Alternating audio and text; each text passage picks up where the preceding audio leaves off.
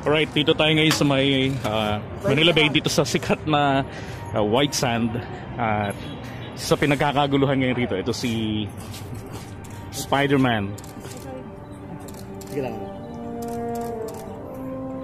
Ganito nakadyo ka na nga. Mag-selfie ka naman, Ted. Yeah. Mag-selfie ka na. Kaya dito nga, para kita yung white sand. Yan! Galing mo! Nice angle.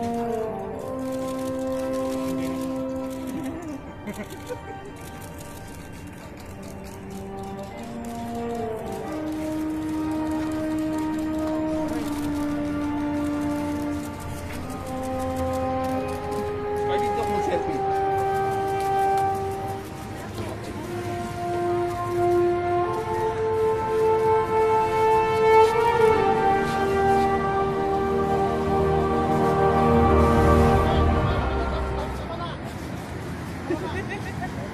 Alright, at ito naman po, kitang-kita nyo naman yung yung white sand, intact, walang problema po. Right, mas lalo pang kumina ngayon dahil ilang linggo na rin ito na nauulanan at nababasa ng tubig dagat. Alright.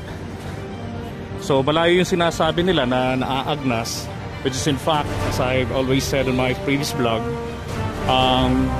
gilid ay yung merong tawag nila sandbag, which is actually geotubes. So wala hong nabago, walang nausog, wala hong nalagas, ganun pa rin.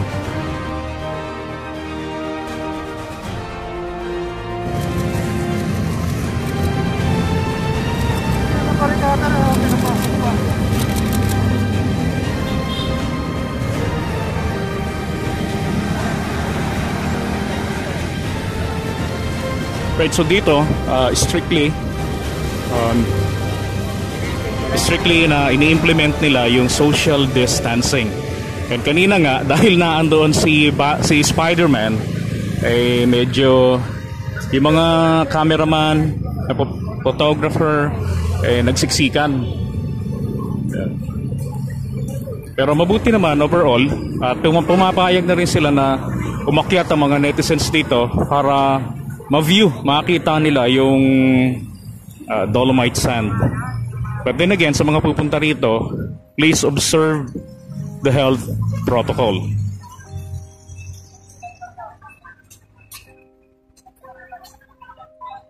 So maganda yung panahon ngayon. And then mula rito sa pwesto ko, nakita ko yung dredging vessel. Alright, so stop muna tayo.